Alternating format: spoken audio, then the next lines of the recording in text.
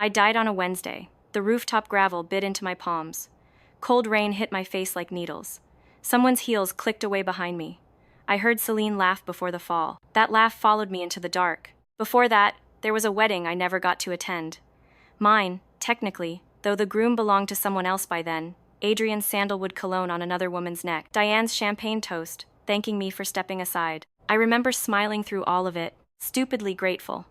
I remember the eviction notice too, taped to a door that used to be mine. I remember a courtroom where nobody believed a word I said.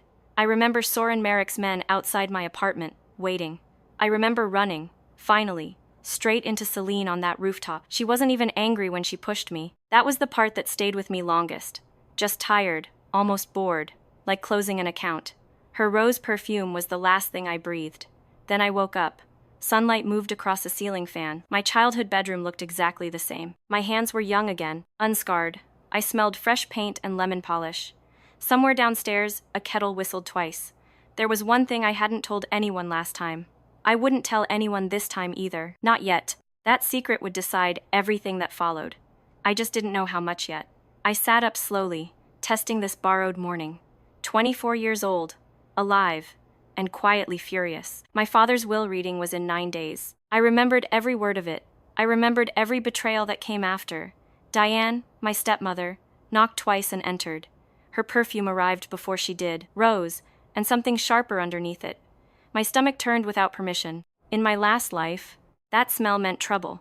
It meant she'd already chosen a side. "You're up early," she said, smiling with her mouth only. "Big week ahead." "I know," I said, keeping my voice flat. Inside, I was already doing math. 9 days until the will. 30 days until the Harborline trust transferred. A clock had already started, even if no one else could hear it. Celine appeared behind her, twirling a strand of hair, golden, effortless, and dangerous. In my last life, I adored her completely. This time, I studied her like evidence. Every gesture meant something now. "Morning, sis," Celine said sweetly.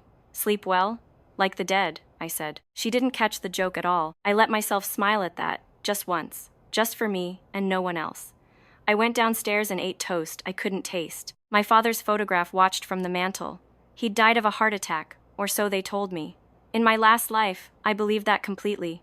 This time, doubt sat heavy in my chest. I knew things now I shouldn't. I knew where the offshore account sat. I knew which lawyer actually worked for us. I knew which ones secretly worked for Diane. I knew Adrian Cole would smile at me in 6 days. Sandalwood cologne, and a watch worth more than my old apartment. In my last life, I fell for that smile completely. This time, I already knew the rot underneath it. Debt, and men who collected on it violently. In my last life, I learned everything only after losing it. This time, I intended to move first, always. Knowledge from a future that hadn't technically happened yet. It felt like carrying a loaded weapon quietly. I knew Holloway would take my case seriously eventually. I knew Walter would eventually break, given the right approach. I knew Marisol needed a real story, not favors. Every relationship, I realized, could be built strategically now. It felt strange, treating people like pieces on a board, but grief had taught me exactly what patience could accomplish. I intended to spend every ounce of it wisely. I finished my toast and made one phone call. Just one call, to a number I remembered. It belonged to a life that hadn't happened yet. The voice on the other end was gruff, older, and unimpressed by names. "Holloway Legal," he said. "This is Nora Vale," I said. "I need an appointment today, if possible." There was a pause on the line. "Vale, as in the Vale estate?" "Yes," I said. "It's about my father's will. I need to protect what's mine before anyone touches it." He agreed to see me at noon. I hung up and stood very still. Somewhere in this house, Celine was already scheming. She just didn't know I remembered how it ended. Holloway's office smelled like old leather and pipe tobacco.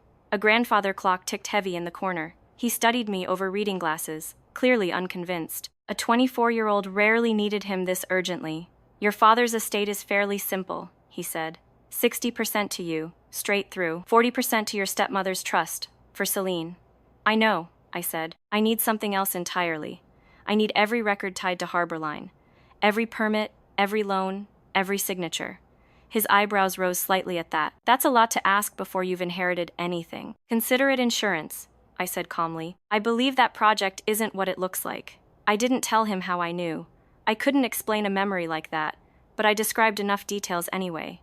Contaminated soil rumors, a rushed permit, 3 shell companies hiding behind one signature. By the time I left, his pen was moving fast.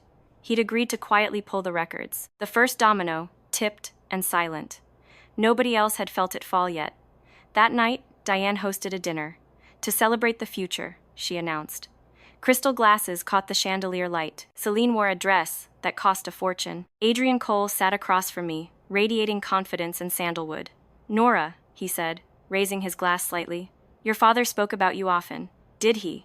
I said. Not really a question. I watched Celine's eyes flick toward Adrian, then toward me, calculating something quietly. I knew exactly what she wanted. Adrian's money, his name, his whole gleaming life.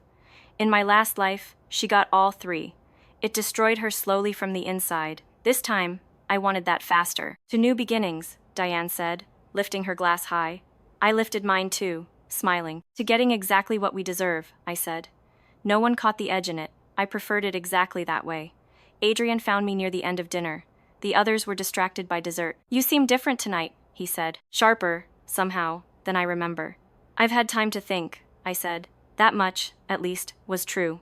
2 nights later, at a gallery, Adrian found me by the window. Rain streaked the glass behind him. His cologne hit me like a fist.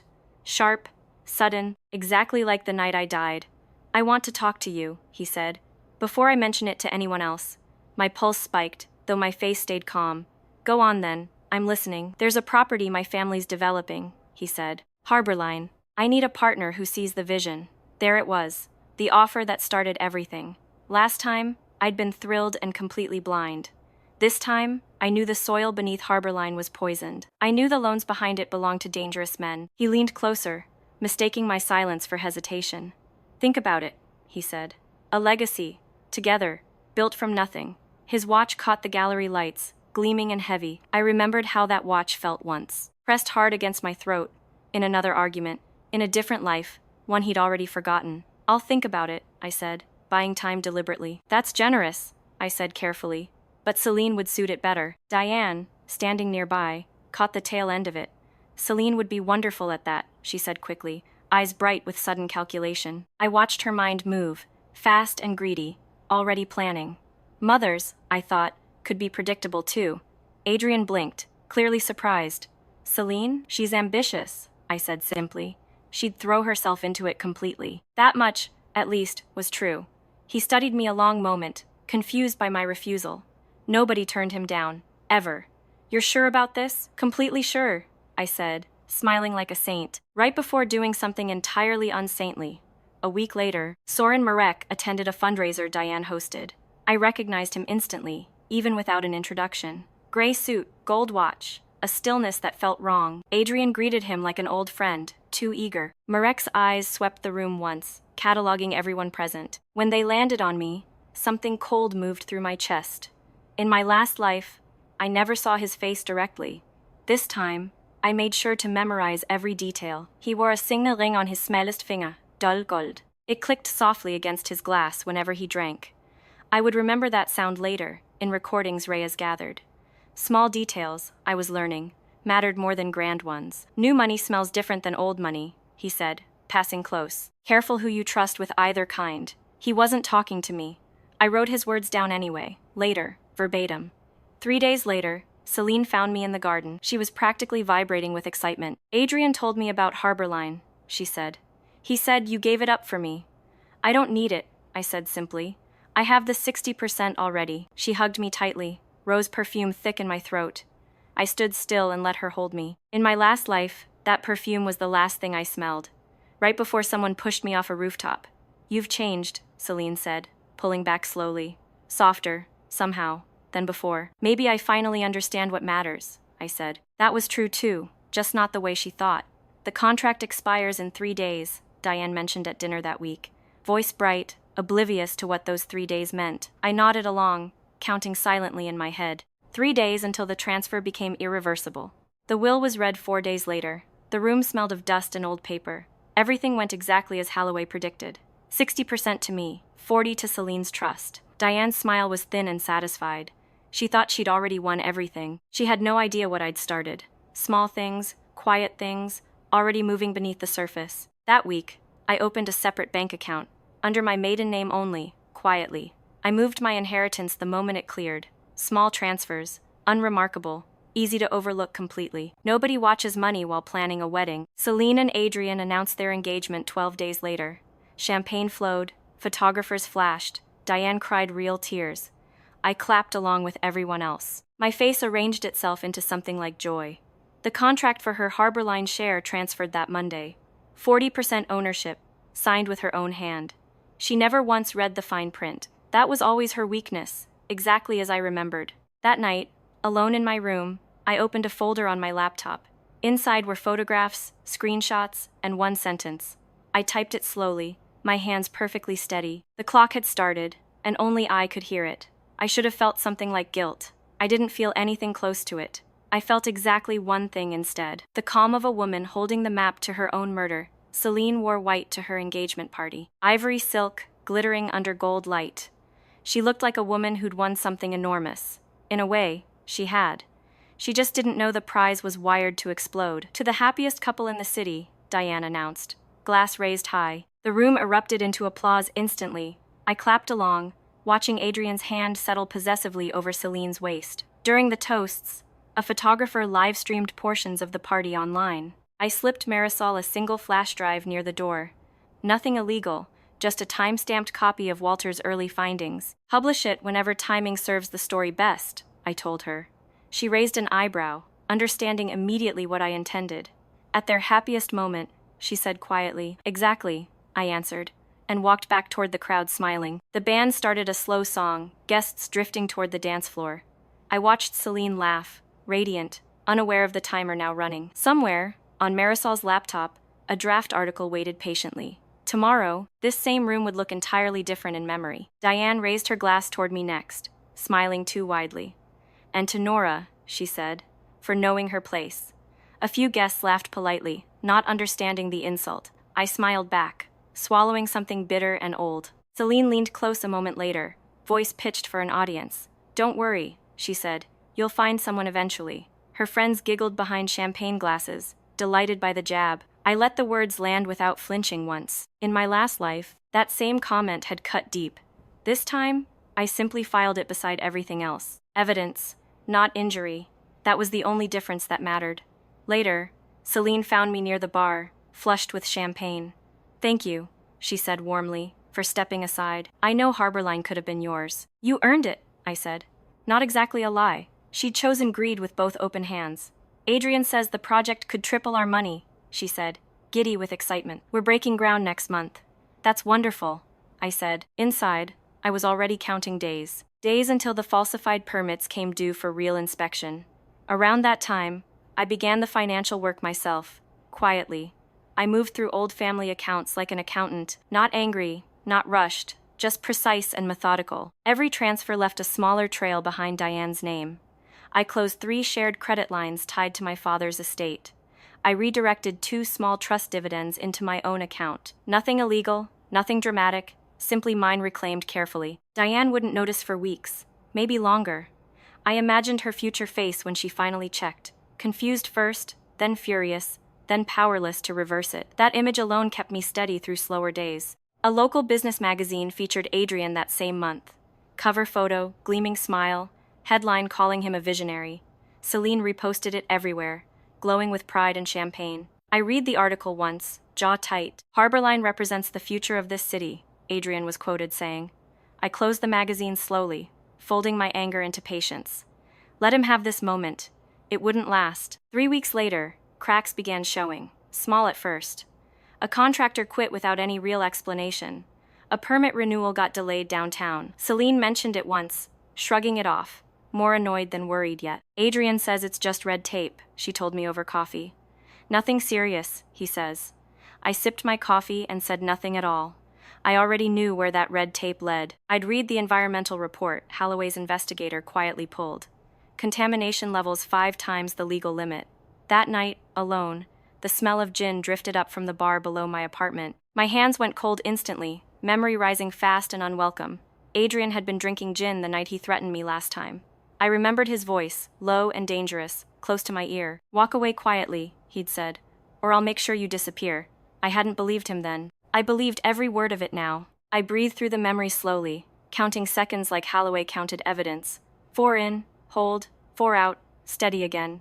The past couldn't touch me here, not yet. Another night, heels clicked sharply on the sidewalk below. My whole body went rigid, instantly, without permission. I pressed against the wall, heart slamming hard. Just a stranger walking home, nothing more. I stood there a full minute anyway, breathing carefully. The sound of Celine's heels on that rooftop. I'd never fully escape it, not completely. I could only learn to survive the echo. Meanwhile, I built a life of my own. Small, unglamorous, entirely mine to keep. I rented a modest apartment above a bakery. Cinnamon and yeast drifted through my window each morning. I took a job at a nonprofit downtown. The bakery owner downstairs was named Fatima. She left warm bread on my doorstep some mornings. "You look like someone carrying a heavy bag," she told me once. "Put it down sometimes, even for an hour." I never explained what the bag actually held. I just thanked her and ate the bread slowly. It tasted better than anything served at Diane's table. Simple, warm, and entirely free of hidden costs. I learned to cook that month. Simple things. Slowly. Rice, vegetables, bread that never quite rose properly. Some evenings I burned dinner completely and laughed alone. It felt strange, laughing without an audience judging me. The same week, Celine posted photos from a shopping trip. Designer bags, a new car, champagne brunch with friends. I scrolled past it once, feeling nothing sharp anymore, just distance, like watching weather in another country. My coworker Marisol noticed me first, sharp-eyed and unimpressed by money. "You don't talk like someone who grew up rich," she said one lunch break. "I'm trying not to be," I said. That was truer than she realized. Marisol turned out to be a journalist on the side. She dug into local corruption for extra income. When I mentioned Harborline, carefully, her whole posture changed instantly. "That project's been flagged twice by environmental groups," she said. "Nobody could get documentation to stick before." "I might help with that," I said. Her eyes narrowed, interested, sensing a story with real teeth. That evening, I met Holloway again, his office lit gold. Papers covered his desk, thick folders stacked high. "The soil reports are damning," he said finally. "Someone bribed an inspector to bury them. Can you prove it?" I asked, leaning forward slightly. "Almost," he said. "I need one more signature. Someone inside willing to actually talk." I already knew who that would be. In my last life, an accountant named Walter tried warning me.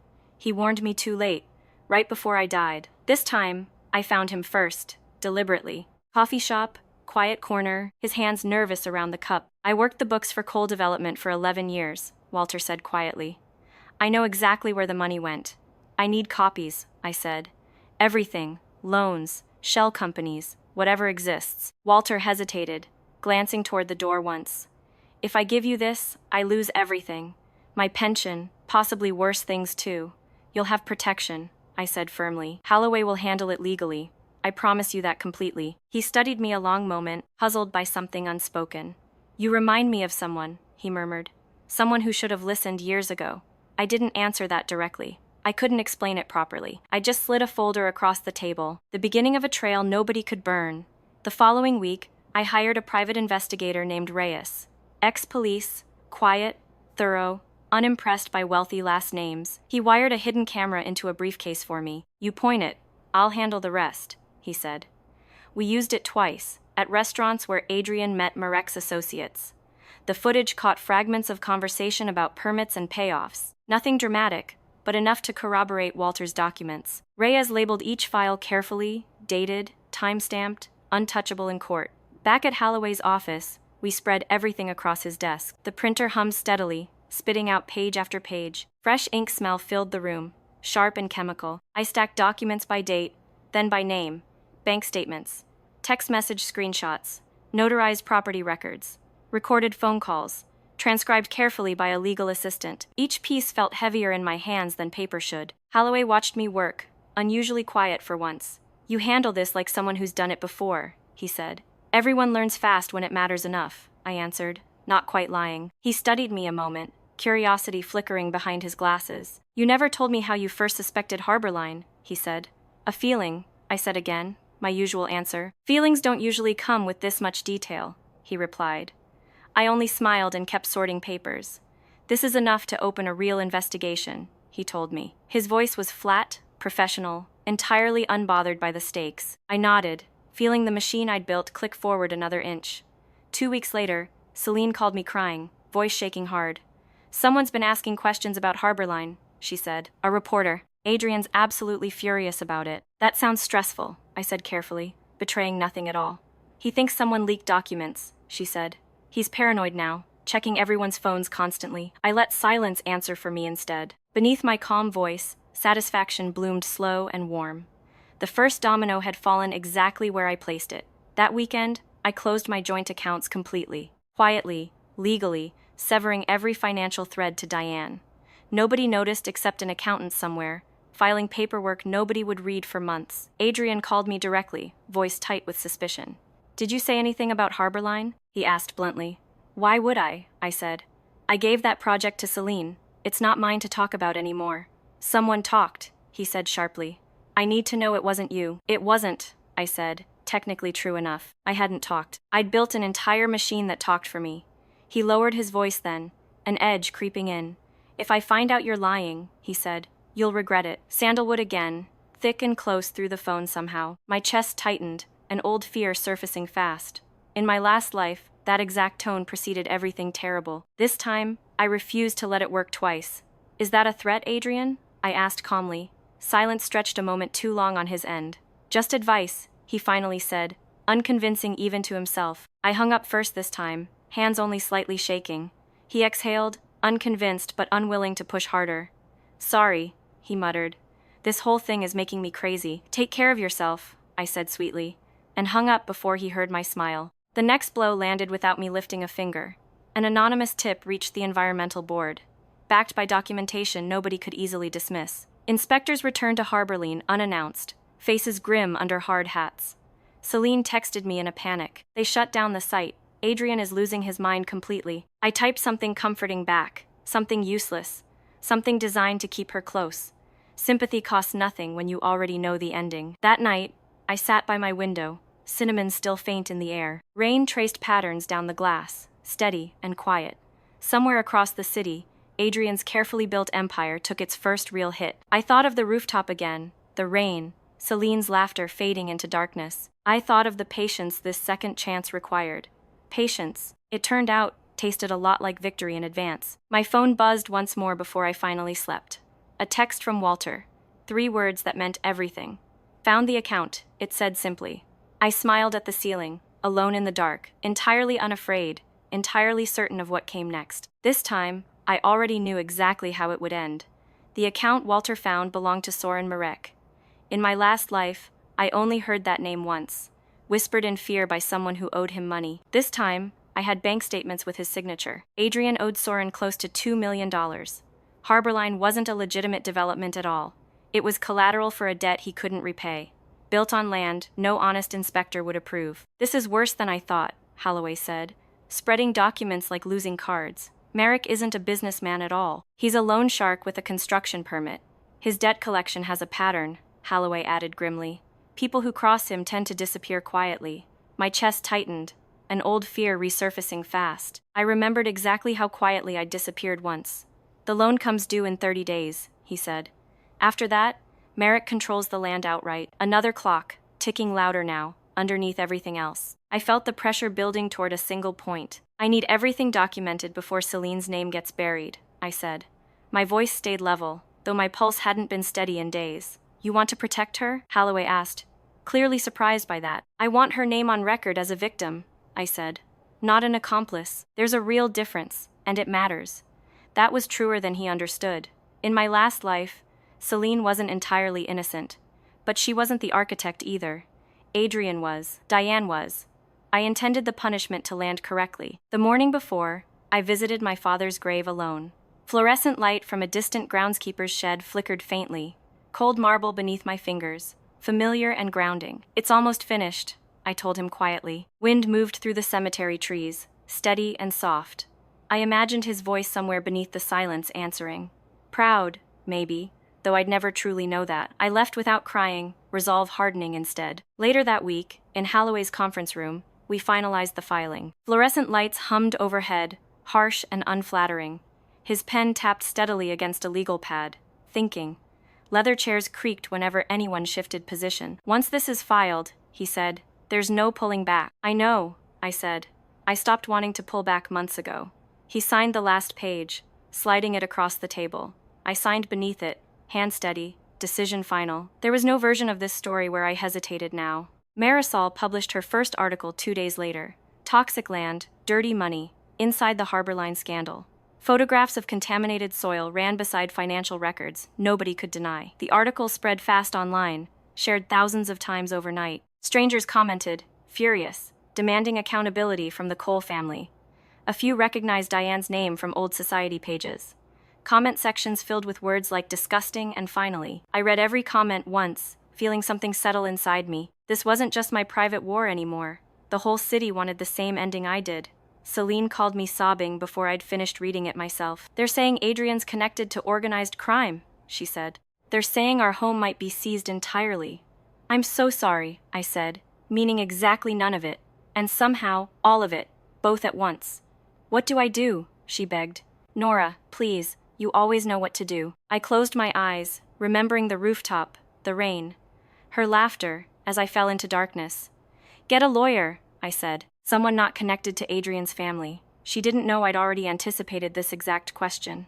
Holloway had a colleague waiting, someone specialized in collapses like this, someone who would represent her interests, not Adrian's. A week before that, Adrian cornered me at a charity gala. Near the coat check, sandalwood thick around him. Still filing papers at that little nonprofit? He asked. Several guests nearby turned to listen, amused. It suits me, I said evenly, refusing to flinch outwardly. Must be humbling, he continued, watching Celine live your old life. Laughter rippled through the small circle around us. I smiled thinly, tucking the humiliation away like evidence. In my last life, that same mockery would have broken me quietly. This time, I simply pictured him in handcuffs already. The image made the laughter almost bearable to hear. That evening, protesters gathered outside the Harborline site, signs raised high against toxic dumping. News vans lined the street, cameras rolling steadily. Reporters shouted questions nobody wanted to answer. Adrian appeared briefly, his cologne overwhelmed by exhaust fumes. His face had lost its usual polish completely, height and pale under the harsh camera lights. I watched the footage later, feeling quiet satisfaction settle in. Diane called me that night, voice sharper than usual. Do you know who leaked those documents? She demanded immediately. How would I know that? I said. I haven't touched Harborline since I gave it up. Someone in this family betrayed us, Diane snapped. I intend to find out exactly who. I hope you do, I said, letting a little steel show through. She didn't catch it at all. She never noticed anything until too late. Before that, Diane tried one final, vicious move. She called my nonprofit director, claiming I'd stolen funds. A lie, obviously, meant to destroy my only stability. My director, thankfully, asked for proof she didn't have. I found out later, from a coworker's warning text. My hands shook reading it, anger hot and immediate. This wasn't strategy anymore, just cruelty for its own sake. I didn't call Diane, didn't confront her directly yet. I simply added the recorded voicemail to Holloway's growing file. Attempted defamation. One more brick in the wall. 3 days later, the bank froze Adrian's remaining accounts. Pending investigation, tied to Soren Merrick's federal case. Adrian's debt had just become everyone's problem now. Celine showed up at my apartment unannounced, soaked through. Mascara streaked, hands trembling badly. They took the house, she whispered. Adrian's house. Everything. Gone completely. Come inside, I said, letting her sit on my small couch. Cinnamon drifted up through the floorboards, warm against her grief. How did this happen? She asked, staring at nothing. We had everything. We were happy, weren't we? I sat across from her, careful, watching every flicker of her face. Sometimes things aren't what they look like, I said quietly. She looked up suddenly, something shifting behind her eyes. You said no to Harborline, she said slowly. You knew something, didn't you? My heart pounded once, hard, though my face stayed still. I had a feeling, I admitted carefully. Nothing more than that, really. She studied me a moment longer, grief tangled with suspicion. Then she looked away, too exhausted to chase it further. That conversation would come later, on my terms. That night, after she left, I reviewed everything Holloway compiled. Evidence stacked neatly, time-stamped, notarized, completely undeniable now. Every piece connected Adrian and Soren to the poisoned land. Before closing the laptop, I mailed one envelope, unmarked, to an address I remembered from a life I hadn't fully lived yet.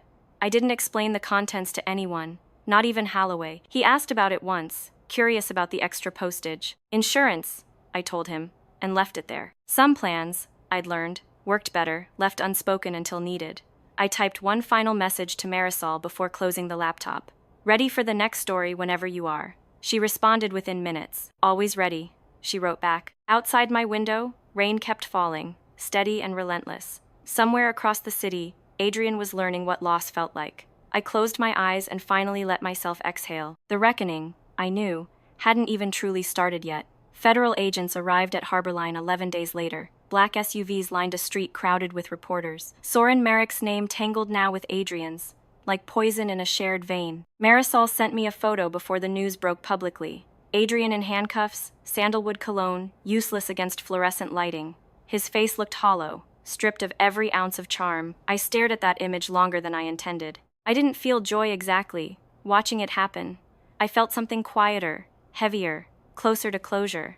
The man who once destroyed me now stood destroyed himself. Holloway called me early that morning, voice unusually excited. They're filing charges, he said. Fraud, laundering, environmental violations. Exactly as we planned it. Good, I said, watching steam rise from my coffee. Everything I'd built quietly was finally roaring to life. Celine's lawyer negotiated her cooperation that same week, trading testimony for leniency, carefully, methodically. She told investigators everything she knew, which was less than Adrian assumed. Diane, it turned out, had known about the contamination for months. She'd pressured my father to invest before he died, hoping to profit quietly before anyone discovered the truth. Walter showed me the old meeting notes, dated and initialed, my father's handwriting in the margins, sharp and angry. He refused 3 times, Walter said.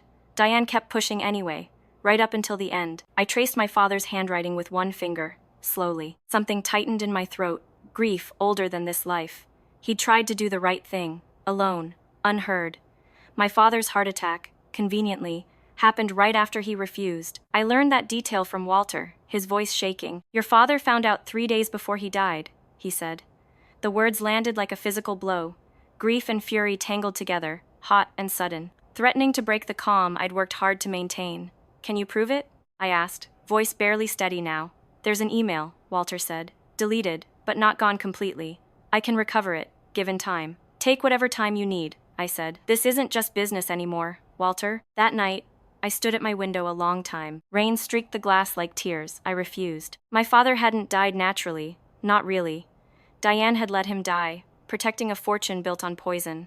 I thought of the rooftop again, Celine's laughter, my blood cooling. 2 generations of my family, destroyed by the same greed. This time, both faces would finally answer for it. The story broke publicly 4 days later. Marisol's byline sharp. Vale family patriarch's death, tied to cover up. The city that once admired Diane now watched with suspicion. Diane showed up at my apartment that evening, mascara smudged badly. You did this, she hissed. You've been planning this the whole time.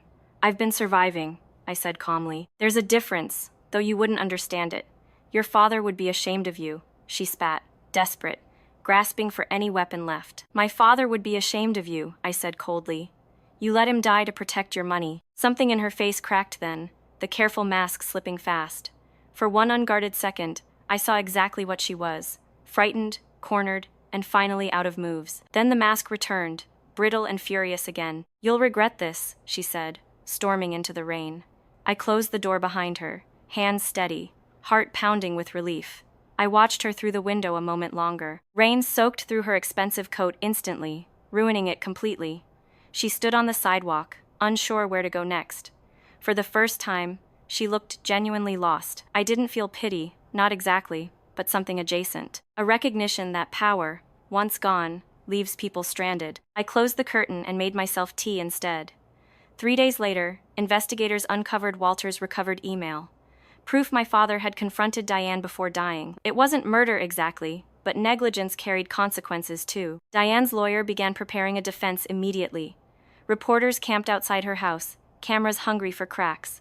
The empire she'd protected for years was collapsing floor by floor. Neighbors who once admired her now crossed the street quietly. A grocery clerk refused to serve her one afternoon, according to Marisol. Diane stopped leaving the house entirely after that, curtains drawn tight. Even isolation, I noticed, couldn't undo what she'd already caused. Adrian's trial date was set for early spring. Evidence mounting against him steadily, day by day.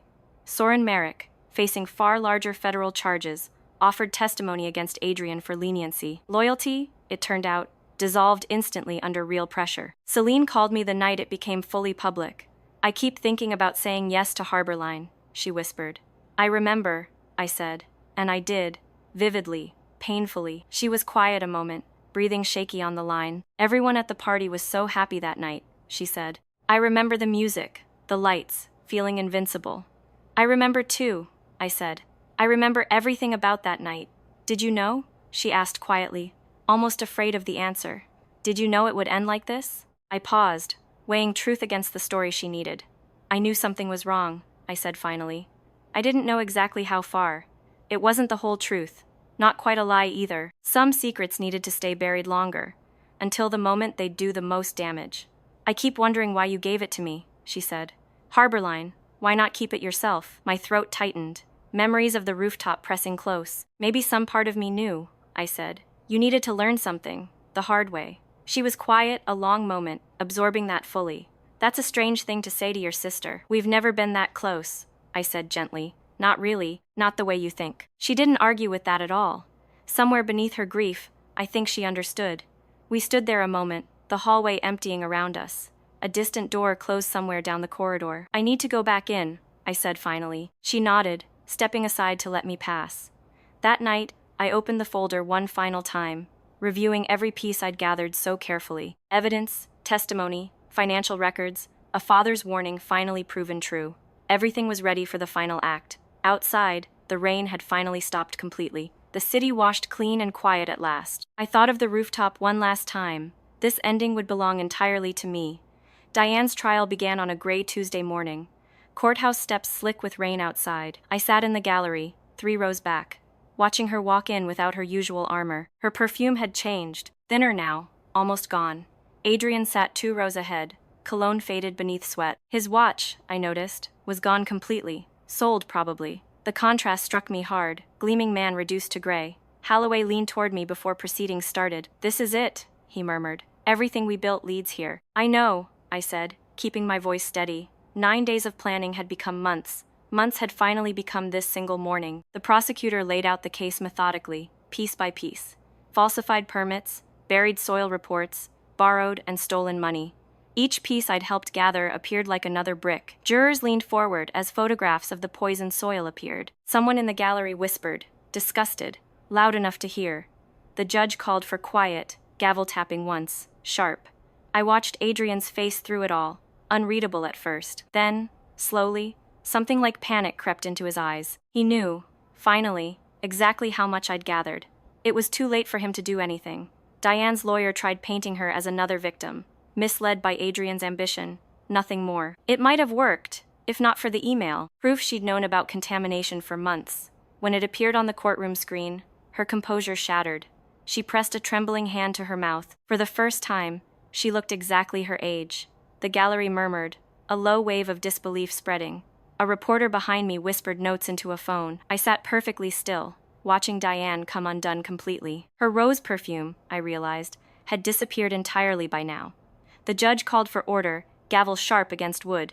Diane's lawyer requested a recess, voice tight with panic. I watched her led out by 2 bailiffs quietly. Diamonds gone, posture gone, nothing left but exposure. I stayed seated as the room slowly emptied around me. Someone touched my shoulder gently, and I turned. Holloway, offering a small, tired smile. Almost finished, he said. I nodded, unable to answer yet. I testified the following morning, hands steady on the stand. The prosecutor walked me through the timeline carefully, question by question. I described the offer, my refusal, the documents I'd gathered. Diane's lawyer tried rattling me during cross-examination, voice sharp. Isn't it convenient, he said, that you suspected fraud immediately? I trust patterns, I answered evenly. This one was hard to miss. He had nothing else to ask after that. I stepped down, feeling the courtroom's eyes follow me. Somewhere in the gallery, Celine watched with an unreadable expression. Celine testified 2 days later, voice small but steady, describing everything she'd learned since the collapse began. She didn't defend Adrian, didn't defend her mother either. She simply told the truth, plain and unflinching. Afterward, she found me in the hallway, eyes red. I told them everything, she said. About the accounts, the meetings, all of it. I heard, I said. You did the right thing. Celine? Did I? She asked, searching my face for something. Nora, Why do you look like you already know the ending? My chest tightened, the moment finally arriving completely. Because I do, I said quietly. I've known since before it started. She stared at me, confusion sharpening into something else. Fear, maybe, or something close to it. What does that mean exactly? I glanced around the empty hallway, checking we were alone. I died once, I said simply. On a rooftop. You were there, Celine. Her face went pale, lips parting without sound at all. That's not possible, she whispered finally. I remember your perfume, I said. Rose and amber, exactly. I remember your laugh as I fell. She stumbled back against the wall, hand pressed tight. I would never, she started, then stopped completely. Her eyes searched mine, desperate for some other explanation. This can't be real, she whispered. None of this can be real. I said nothing, letting the silence confirm everything instead. How do I know you're not lying? She asked finally. You don't, I said. You just have to decide what you believe. Maybe not you exactly, I said, softer now. Maybe circumstances I rewrote this time. So, none of this was an accident, she said slowly. Harborline, Adrian, all of it planned. From the very first morning I woke up, I said. I let you have Adrian because I knew already. Her breathing turned ragged, betrayal, and horror tangled together. You used me, she said, as a weapon against yourself. I used a version of events that already happened, I said. I made sure it destroyed the right people this time. She slid down the wall until she sat. I crouched beside her, not out of comfort. Some part of me needed her to hear the rest. I'm not sorry for Adrian, I said. I'm not sorry for your mother, Celine. Am I supposed to thank you? She asked bitterly. For turning my life into your revenge? No, I said. You're supposed to survive it. That's more than I got the first time. She looked at me, puzzled by the phrase. The first time? She asked quietly. Never mind, I said. Just remember what I said. She didn't push further, sensing the door had closed again. She didn't answer, and somewhere down the hall, a bailiff called us back. I stood, straightened my coat, and walked back inside. The verdict came 3 weeks later, another gray morning. Adrian received 15 years for fraud. Diane received 8 years for concealment tied to my father. Soren Marek's federal case swallowed him separately, years of exposure catching up. Investigators linked him to 3 other collapsed developments across the state. Each one, it turned out, followed the same poison pattern. The Harborline site was condemned entirely. Poison land finally sealed shut. Marek never looked at me once during his own hearing. I wasn't part of his story, not really. I was only ever a witness to his ending. I watched it all from the gallery, feeling something unexpected. Not triumph exactly, but a quiet stillness. The rooftop, the rain, the laughter fading, all of it, finally, accounted for completely. Adrian looked back once before they let him out. His eyes found mine across the crowded courtroom. No apology there, only confusion, and something close to fear. I held his gaze until he looked away first. I thought of the gin, the threats, the sandalwood cologne. None of it had power over me anymore. He was just a man in handcuffs now, small and ordinary. Outside the courthouse, reporters swarmed for statements, cameras flashing. I slipped past them quietly, unnoticed, exactly as I preferred. My part in this story never needed applause. Holloway caught up near the parking structure, breathless. It's over, he said. Everything's finally over now. Almost, I said, thinking of one conversation still waiting. Some debts weren't measured in money or years. He studied my face a moment, curious again. There's still something you haven't told me, he said. Someday, I said. Not today. He didn't push, only nodded and walked away. That evening, I got a text from an unknown number. 3 words, achingly familiar somehow. I never told anyone. Signed simply Walter. I stared at those words a long time. Understanding finally settled into place completely. Someone had helped me before I'd even asked. A third hand, quiet and unseen, guiding pieces. I called Walter the next morning, needing the full story. I started keeping records years ago, he admitted quietly, long before you ever asked me anything. He'd suspected fraud after my father's sudden death. He'd never had proof enough to act alone. He'd never had anyone willing to listen either. I was just waiting, he said, for someone brave enough. I hadn't built this alone, not really. Half the foundation was already there, waiting patiently.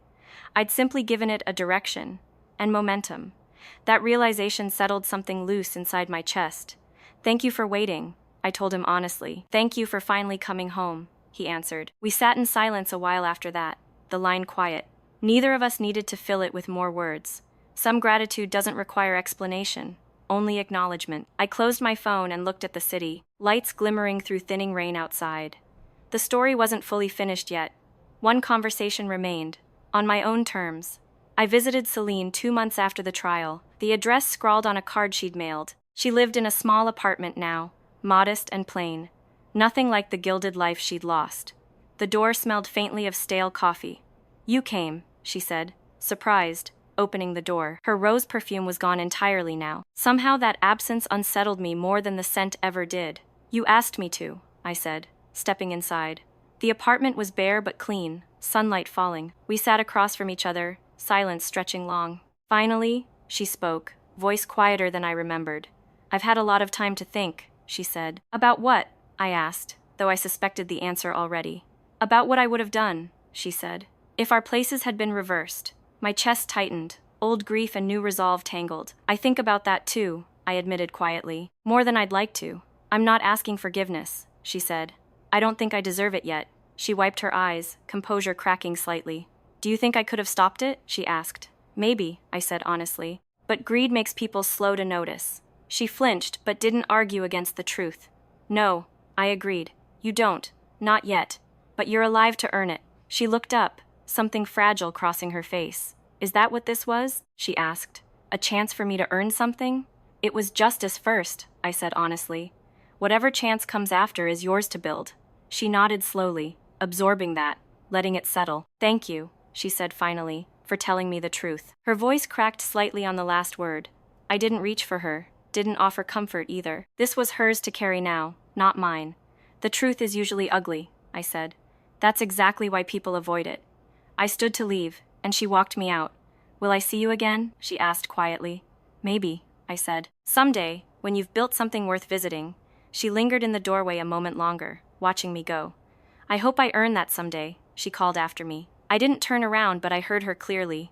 I walked away without looking back once, sunlight warm against my face finally. Behind me, the door closed softly.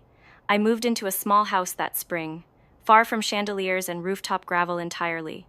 A garden grew slowly beneath my hands. Birdsong replaced the memory of heels on concrete.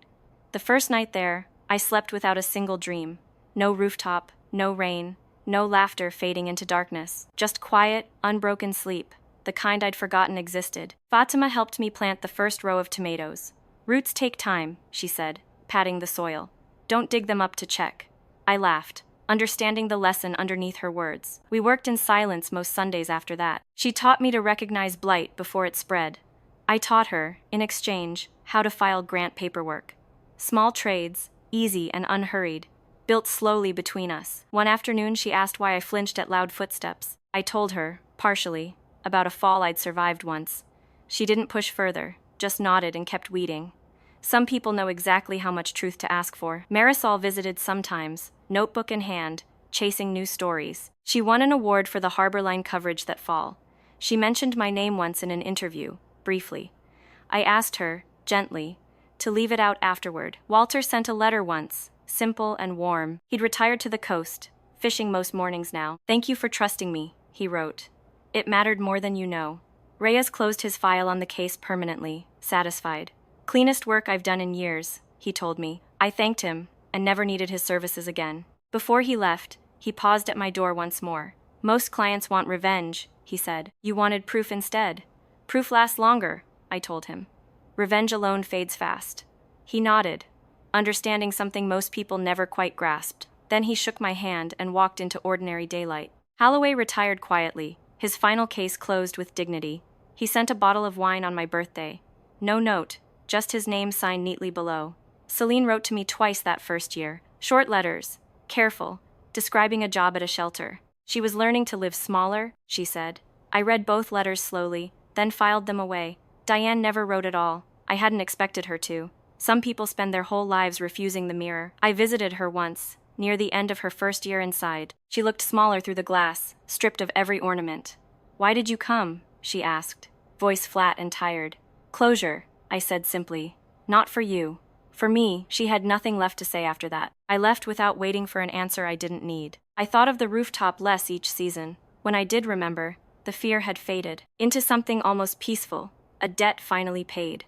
Sunlight fell warm across my hands now, dirt instead of blood.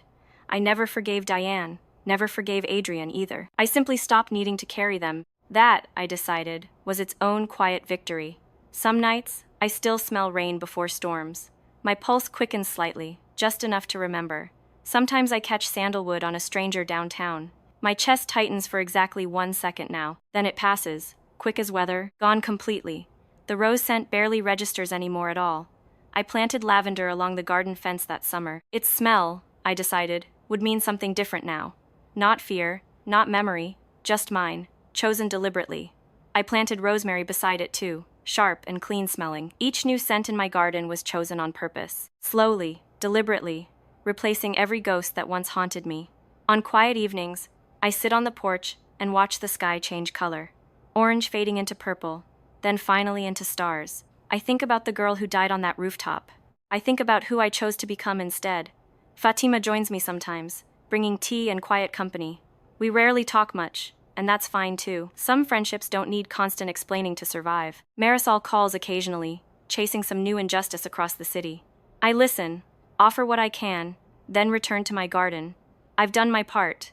The rest belongs to someone else now. I keep one photograph of my father on the mantle. Not the one Diane displayed, but an older one. Him laughing at something just outside the frame. I still don't know what made him laugh that day. I asked Walter once if he remembered. He shook his head slowly, smiling anyway. Some moments belong only to the people in them, he said. I decided I liked that answer, and kept the photograph exactly where it was. Sometimes I imagine telling him everything, start to finish. The rooftop, the second chance, every careful, deliberate move. I imagine he'd be quiet a long moment first. Then he'd simply say he was proud. I water the tomatoes, pull a few stubborn weeds. The dirt under my nails feels like proof of something. Proof that I chose this, slowly, deliberately, with open eyes. No rooftop waits for me this time. No heels click behind me in the dark. Just morning light, and soil, and a life entirely my own. Then I breathe out slowly, feel the earth beneath my feet. Let the memory pass through me like weather. I built this life exactly as I planned it. From the very first morning I woke up young. Every choice, every silence, every domino placed carefully, led exactly here, peaceful, ordinary, entirely mine. If you were me, would you have saved her? Or walked away? Tell me in the comments. Where are you watching from?